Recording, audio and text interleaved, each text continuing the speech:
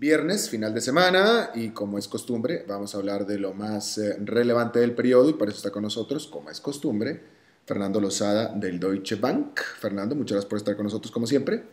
Alberto, ¿cómo estás? Bien, afortunadamente. Esta semana nosotros y todo el mundo estuvo atento a los desarrollos en Grecia. Y lo de Grecia, pues yo creo que se resumieron 3 años en 3 días, porque primero hubo acuerdo, después no estuvieron de acuerdo, y después siempre sí, después siempre no, y entonces ya no supimos ni cómo pasó ni qué pasó. Entonces la pregunta que yo te tengo a ti, ¿estamos mejor hoy este viernes que como estábamos el viernes pasado o estamos igual? Bueno, la respuesta es que todavía no sabemos si estamos mejor o peor porque no se ha jugado la última carta de este partido. Pero No, para mira, nada. me parece que lo más útil va a ser que yo trate de contarle a tus oyentes algo así como una historia estilizada de lo que ha ocurrido en estos últimos días. Aquí el problema fundamental es que Grecia tiene, bueno, no el problema fundamental, el problema más inminente es que Grecia tiene un vencimiento de deuda pública de 14.500 millones de euros En marzo. de marzo. Ujú. Y el dinero no está. Entonces, Grecia necesita ayuda financiera urgente para cumplir con esta obligación financiera. Esa ayuda tiene que venir o del Banco Central Europeo o del Fondo Monetario Internacional. Entonces, la solución que se está negociando es más o menos así. La deuda vieja, esta deuda que está por vencer, se reestructura y se canjea por deuda nueva. Y esta deuda nueva, por supuesto, incluye un recorte, es decir, que algunos tenedores de deuda vieja van a tener que aceptar una pérdida. Los números finales de esto todavía se están discutiendo, pero además de esta reestructura de deuda, Grecia necesita fondos frescos para seguir funcionando, para seguir operando.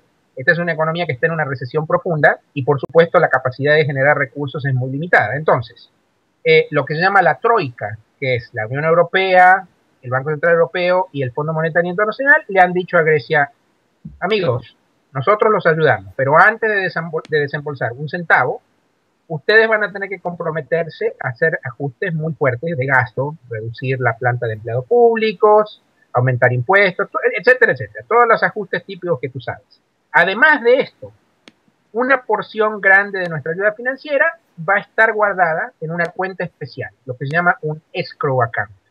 Y nosotros les vamos a ir desembolsando el dinero a medida que ustedes vayan cumpliendo con estas metas fiscales. Esta es la situación que vivimos en este momento. Uh-huh. Ok. Ahora bien, el jueves, como tú sabes, el jueves de esta semana, hubo un acuerdo preliminar entre líderes de partidos políticos griegos. Pero todavía persisten algunas dudas, porque miembros de los partidos más grandes han dicho: no, nosotros no estamos de acuerdo. Hay una suerte de lo que yo llamaría rajaduras en esta armadura, es decir, algunos quiebres. Sin ir más lejos, los trabajadores sindicalizados han decretado una huelga general. Grecia está en paro hoy y durante el sábado. Entonces, lo que el Banco Central Europeo y la Unión Europea le han dicho a Grecia es: esperemos hasta el miércoles próximo. Ustedes tienen una semana más para lograr un acuerdo nacional, un acuerdo comprensivo, esta palabrita que a mí me gusta usar, comprensivo con H en el medio, Ujú. para lograr una suerte de compromiso de ajuste. Dado que en oportunidades previas ustedes prometieron, pero no estuvieron en condiciones de cumplir, esta vez les pedimos un compromiso más fuerte. Así que estamos en una suerte de compás de espera hasta la semana próxima. Pero aquí vuelvo a lo mismo que habíamos ya visto en algunas otras ocasiones y habíamos comentado en otras ocasiones, Fernando, en el sentido de qué sirve que el gobierno y los líderes gubernamentales, sindicales, etcétera, de Grecia estén de acuerdo en hacer recortes si el pueblo griego no los va a aceptar. Porque pues el gobierno podrá decir sí, ok, estamos de acuerdo y todo, pero si continúan estos paros, por ejemplo, estas huelgas, pues va a ser imposible implementarlos. El punto que tú haces es, por supuesto, muy importante, es una cuestión central. La pregunta aquí es si hay acuerdo, aún si hay un acuerdo nacional. ¿Significa esto que Grecia tiene todo resuelto? Por supuesto que no, de ninguna manera. Pero aquí el punto es que toda esta estructura de acuerdo y de asistencia financiera está siendo construida de manera tal que Grecia por lo menos le permita ganar tiempo a los griegos, es decir, que tenga una bocanada de aire que les permita patear la pelota hacia adelante y después veremos. Yo te diría, patear la pelota hacia adelante no solo a Grecia, sino al resto de los países europeos también, porque todo este tiempo les permite a todos prepararse para, si las cosas no funcionan bien, una eventual salida de Grecia de la Unión Monetaria no sea tan costosa para todo el resto de los países y en particular para el sistema bancario europeo. Por eso es que yo creo que hay que entender por qué el primer ministro griego, el señor Papademos, está planteando esto como una cuestión de vida o muerte. Está diciendo, esto es ahora o nunca, el que no está de acuerdo con esto tiene que renunciar del gobierno inmediatamente, porque lo que él sabe es que esto no soluciona los problemas, pero por lo menos es un salvavidas que te permite tener la cabeza por encima del agua durante unos meses más. De lo contrario, Grecia enfrenta una posibilidad real de default ya el mes próximo y de salida desordenada de la Unión Monetaria, que yo no tengo ninguna duda sería mucho más costosa que el posible ajuste que Grecia va a tener que enfrentar. Por supuesto, pero ¿hasta qué punto en este momento y durante todo este tiempo las aspiraciones y exigencias del Banco de la Central Europeo, de quien le va a prestar la plata a Grecia, van de acuerdo a lo que el pueblo griego está dispuesto a aceptar? Es decir, ¿estamos cerca de un punto medio o no? Porque a mí me está pareciendo que no y que no se ha avanzado en eso. Imagínate que tú eres una persona que te gusta comer muchos dulces y te gusta comer mucha pizza y muchas papas fritas. Entonces, eventualmente vas a tener mucho sobrepeso. En algún momento eso no va a ser sostenible. Entonces vas a tener que hacer un esfuerzo grande para perder peso. A nivel nacional, si tu sector público está atrofiado, es muy grande, en algún momento, tarde o temprano, te guste o no, vas a tener que hacer una dieta muy rigurosa. A nadie le gusta eso, pero es inevitable, porque la alternativa es el colapso. El ajuste fiscal que se le propone a los griegos es más o menos equivalente a 7 puntos del PIB durante el periodo 2012-2014. Es un ajuste muy grande. Y por eso es que es políticamente tan difícil de aceptar, pero si existe alguna otra alternativa, yo no la conozco. Es decir, cuando tú estás en una situación terminal, bueno, los sacrificios necesarios también son de una magnitud muy importante. Pero por acá, digo, más que pregunta, el comentario que yo tengo que hacer es que lo que pasó en Argentina en el 2001 no se hubiera sucedido si no hubiera sido por las protestas de los ciudadanos, que es el punto al que voy, que desafortunadamente a la hora, muchas veces el que viene definiendo la situación son los propios ciudadanos, y no necesariamente de la mejor manera, pero de la manera que es y punto.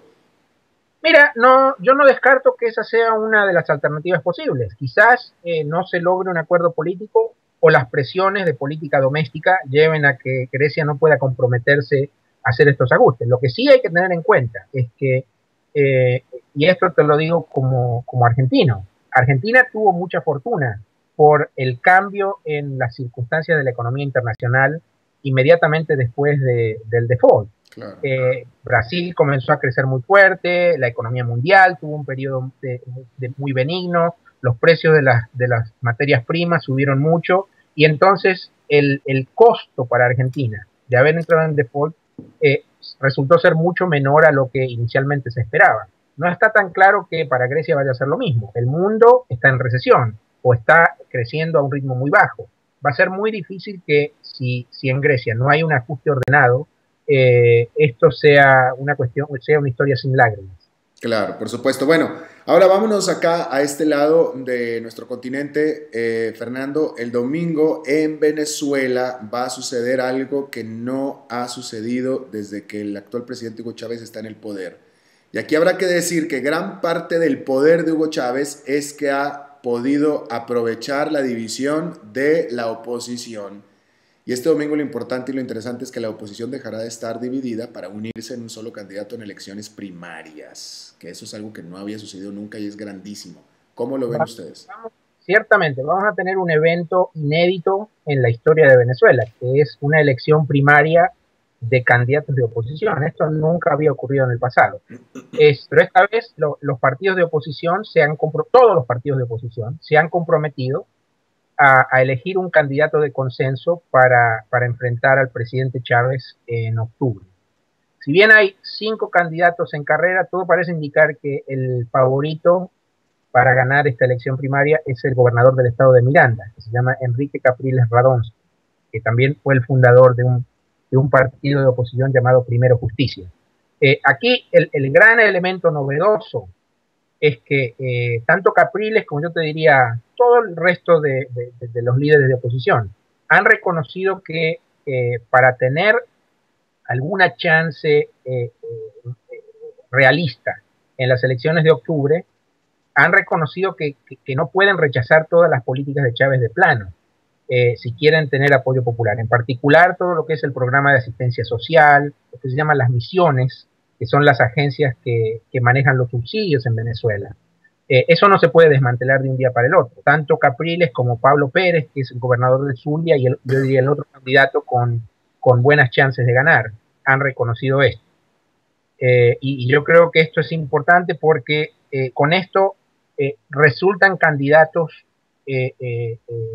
apetecibles para una gran parte del electorado que está en la mitad entre ser chavista y ser antichavista, lo que en Venezuela se llaman los ninis, que no son ni una cosa ni la otra, es decir, un sector amplio moderado de los votantes venezolanos. ¿Ustedes tienen alguna proyección, algún estimado sobre...? Mira, si tú le crees a las encuestas, todo parecería indicar que Capriles es el gran favorito. En las últimas encuestas, Capriles tiene cerca del 60% de las preferencias de los votantes. Y además de eso, otro de los candidatos, hasta hace un par de semanas, se bajó de la carrera y anunció que le daba su apoyo a Capriles, que es Leopoldo López, el ex alcalde de Chacao.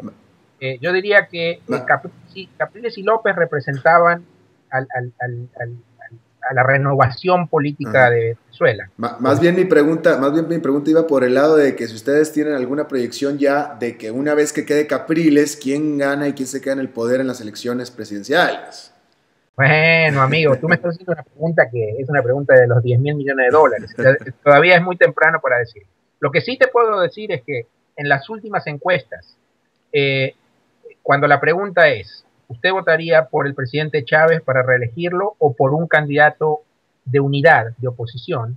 Chávez aparece ligeramente por delante del candidato de oposición, pero estas encuestas se han hecho cuando todavía no se sabe quién es el candidato de oposición. Y lo que los analistas políticos en Venezuela dicen es que una vez que se confirme quién es este candidato de unidad, probablemente el apoyo popular aumente un poco. Así que yo diría, va a ser una carrera muy dura. La campaña presidencial desde el lunes próximo hasta octubre va a ser feroz, porque creo que por primera vez la oposición está mucho mejor organizada que en el pasado y realmente es un competidor de fuste. Claro. Fernando Lozada del Deutsche Bank, como cada semana, te agradezco muchísimo la disposición del tiempo para hablar con nosotros y una disculpa porque tenemos un problema técnico, por alguna razón mi imagen no está apareciendo, pero no importa, es la menos importante y la más fea de todas. Fernando Lozada, te agradezco mucho. El placer fue mío. Buen fin de semana.